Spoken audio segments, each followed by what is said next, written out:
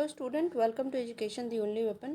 तो आज की वीडियो में हम UP triple S C PET का जो 2022 में एग्ज़ाम हुआ था 15 अक्टूबर और 16 अक्टूबर को, तो उसका फर्स्ट और सेकंड शिफ्ट दोनों दिन के पेपर का फर्स्ट और सेकंड शिफ्ट में जितने भी साइंस के क्वेश्चन आए हैं वो सब देखेंगे। चलिए स्टार्ट करते हैं। इसके पहले मैंने 2023 के सभी शिफ्ट करवा दिए हैं, आप जाके चैनल पे देख सकते हैं। चैनल को सब्सक्राइब नहीं किया तो प्लीज़ सब्सक्राइब कर लीजिए। क्वेश्चन क्या है कि निमोनिया जो मानव शरीर के निम्नलिखित में से किस अंग को प्रभावित करती है। देखिए, निमोनिया एक रोग है, हम सभी जानते हैं। तो पूछ रहा है ये बॉडी के किस आर्गन को इफेक्ट करती है, तो वो हमारा होता है फेफड़ा, लंग्स को बहुत ज़्यादा प्रभावित करती है। अगला क्वेश्चन, निम्नलिखित में से कौन सा वनस्पति रेशा नहीं है। तो रेशा दो तरह का होता है, कृत्रिम और प्राकृतिक। तो जूट, कॉटन, फ्लैक्स ये सब क्या है, प्राकृतिक है, जबकि जो है वनस्पति नहीं है, कौन सा है, नायलॉन। ठीक है। तारों का रंग, जो हमारा तारा होता है वो देखते हैं कुछ बहुत धुंधला चमकता है, कुछ बहुत तेज प्रकाश देता है, तो वो किस पे डिपेंड करता है, तो उसके टेम्परेचर पे डिपेंड करता है। ठीक है। निम्नलिखित में से कौन सा ऐसा गैस है जो ग्लोबल वार्मिंग के लिए क्या है, जिम्मेदार है। मतलब पृथ्वी का तापमान बढ़ाने के लिए किस गैस का जो है बहुत ज़्यादा रोल है, वो है हमारा green house gas. Green house gas जैसे क्लोरोफ्लोरोकार्बन, ये सारे जो होते हैं ऑटोमोबाइल गैस होते हैं, वो सब हमारे क्या हो जाते हैं, ग्रीन हाउस गैस। CO2 ये सब क्या करते हैं, हमारे पृथ्वी का टेम्परेचर को बढ़ा देते हैं। ठीक है।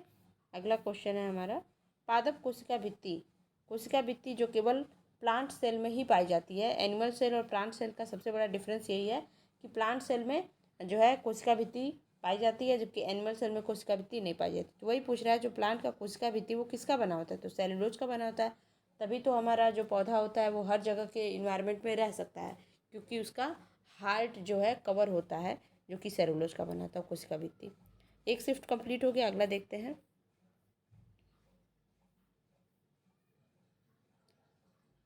सभी अम्लों में समान तत्व है, इनमें से कोई नहीं। Sulphur, hydrogen, carbon.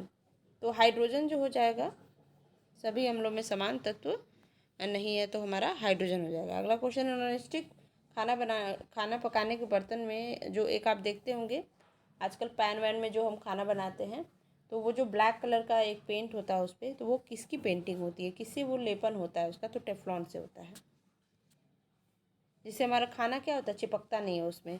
डोसा बनाते हैं या जो भी ऑमलेट वगैरह ये वो, तो उसके लिए। अगला क्वेश्चन है, प्रकाश वर्ष एक माप है, तो ये दूरी का माप है, तो हम इससे मापते क्या है। अब हम नॉर्मल दूरी तो मापेंगे नहीं, अंतरिक्ष में जो तारों की दूरी होती है उसको अक्सर मापते हैं, तो प्रकाश वर्ष तार की दूरी की माप है। अगला क्वेश्चन क्या है, निम्नलिखित में से सबसे बुद्धिमान कौन सा स्तनधारी है। मैमल्स जो होता है, तो मैमल्स में भी डॉल्फिन जो होती है क्या होती है, सबसे ज़्यादा बुद्धिमान होती है और स्वच्छ पानी में रहने वाली जंतु होती है ये।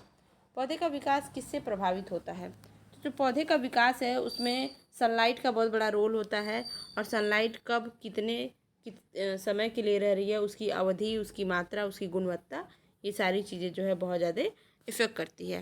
अगर सनलाइट ऐसी है कि राजस्थान वाली सनलाइट है, तो पौधों को पूरा एकदम वही कैक्टस ही बना देगी। अगर वो यूपी बिहार वाली सनलाइट है तो वो आपको नीम बना देगी। मतलब एक तरह से कहने का क्या मतलब है, इसका बहुत ज़्यादा इफेक्ट पड़ता है पौधे की पत्तियों पे, उसके वाष्पोत्सर्जन पे, ये सारी चीज़ों पे, उसके स्ट्रक्चर पे। तो पौधे का विकास बहुत ज़्यादा जो है प्रकाश से संबंधित होता है। अगला हमारा क्वेश्चन आया हुआ है,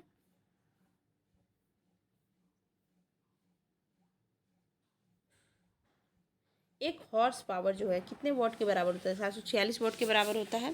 निम्नलिखित में से कौन सी रासायनिक अभिक्रिया नहीं है। तो देखिए, भौतिक अभिक्रिया और रासायनिक अभिक्रिया में सबसे इम्पोर्टेंट चीज़ आप याद रखिएगा, तो उससे आपका कभी क्वेश्चन नहीं गलत होगा। जो भी भौतिक अभिक्रिया होती है उसमें जब चेंजिंग जो होता है, जो भी हम काम कर रहे हो उसमें उसका टेस्ट, उसका जो टेक्सचर है और जो उसका ओरिजिनल फॉर्म है वो कभी नहीं चेंज होगा। ठीक है। जो उसका फॉर्मूला है, जो सूत्र है, जो उसका गंध है, वो कभी भी चेंज नहीं होगा, जबकि केमिकल में यही चेंज होता है। ठीक है। देखने में वो इधर उधर टेढ़ा मेढ़ा हो जाएगा, पर तो वो भौतिक ही चेंज है। मतलब अगर पानी है, पानी क्या बन गया, पानी आपका बर्फ़ बन गया, आपका पानी हमारा खौल रहा है, पानी जम गया, पानी उड़ गया, मतलब वाष्प बन गया, तो फिर भी तो पानी का फॉर्मूला तो H2O ही है, जब तक उसको किसी के साथ रिएक्ट नहीं कराएं। तो that all is physical change. But अब अगर हम इसके साथ किसी और का रिएक्शन करा दिए, जैसे कार्बन का हम रिएक्शन करा दिए और कोई हाइड्रोकार्बन हमारा बन गया, तो वो तुरंत क्या हो जाएगा, रासायनिक चेंज हो जाएगा। ठीक है, रासायनिक अभिक्रिया हो जाएगी। यानी जब तक उसके फॉर्मूले में, उसके मेन स्ट्रक्चर में, मेन कंपोनेंट में चेंज ना आए, तब तक वो फिजिकल ही होता है। बाकी वो अगर हम इसमें उसके मूल रूप में चेंज हो जा रहा है, तब वो केमिकल हो जाता है। तो कोयले का जलना, ऑब्वियस सी बात है, इसमें पूरा फॉर्मूला चेंज हो जाएगा। भोजन का पाचन, पचने के पहले भोजन कैसा होता है, पचने के बाद उसमें तमाम तरह के एंजाइम्स का रिएक्शन हो जाता है, वो भी हमारा रासायनिक हो जाएगा। कागज़ का जलना, कागज़ भी जल गया, यहाँ उसका मेन जो कंपोनेंट है जल गया, चेंज हो गया। पर पानी का भाप में बदलना कहीं से भी जो है केमिकल चेंज नहीं है, क्योंकि पानी पानी ही है अभी। अगला क्या है, पायरिया निम्नलिखित में से किस रोग के कारण होता है। ये एंटमीबा की वजह से होता है, जो मसूड़ों में रोग होता है, शायद जिंजिवालिस की वजह से होता है। तो पायरिया जो है हमारे दांतों में होता है, मसूड़ों में होता है, मसूड़ों से खून आने लगता है। ठीक है, मसूड़ मतलब कमज़ोर हो जाते हैं, दांत हिलने लगते हैं। फ्लोएम क्या है, तो जाइलम और फ्लोएम हमारे पौधे के टिश्यूज़ होते हैं। जाइलम क्या करता है, पानी पहुंचाता है, और फ्लोएम क्या करता है, ऐसे याद रखिएगा, फ्लोएम फॉसे फूड, तो फ्लोएम खाना पहुंचाता है। ठीक है, तो फ्लोएम क्या ऊतक है, जो किस में पाया जाता है, तो इन तीनों में तो बिल्कुल नहीं पाया जाएगा, ये पौधे में पाया जाएगा। अगला क्वेश्चन क्या है, देखते हैं। हाँ, यहाँ क्वेश्चन है, निम्नलिखित में से कौन सा एसिड जो है बैटरी में प्रयोग किया जाता है। जो पहले हम लोग घर में बैटरी का प्रयोग करते हैं, अभी भी करते हैं, जो बैटरी होता है उसमें किसका प्रयोग किया जाता है, एसिड कार बैटरी में जो है हमारा सल्फ्यूरिक एसिड यानी कि H2SO4 का जो है प्रयोग किया जाता है। अगला क्वेश्चन है, अच्छा इस शिफ्ट में इतना ही था, फिर अगला शिफ्ट देख लेते हैं।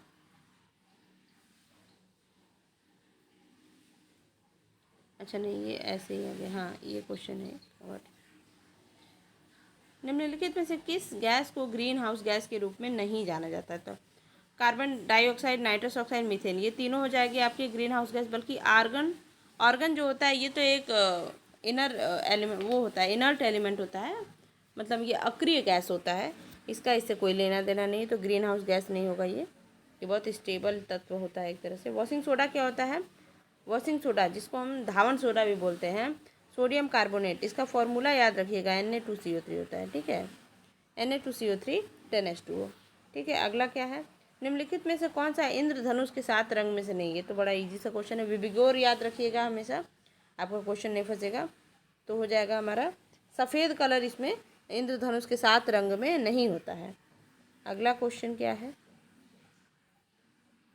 ओजोन होल किससे संबंधित है। तो हम जानते हैं कि समताप मंडल जो होता है उसके जस्ट ऊपर क्या होता है, समताप मंडल में ही जो है हमारा ओजोन लेयर होता है, जो सूर्य के अल्ट्रावायलेट रेज से हमारी रक्षा करता है। तो ओजोन होल क्या है, उसी में जब कमी आ गई थी, मतलब उसकी परत की मोटाई कम होने लगी, एक तरह से होल बनना शुरू हो गया, उसको हमने ओजोन होल का नाम दिया, जो काफ़ी चिंता का विषय है।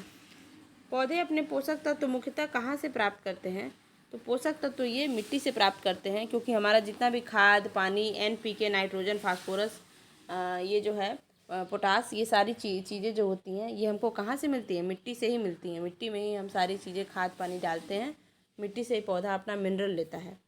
तो हमने जो है सारे शिफ्ट के क्वेश्चन देख लिए हैं।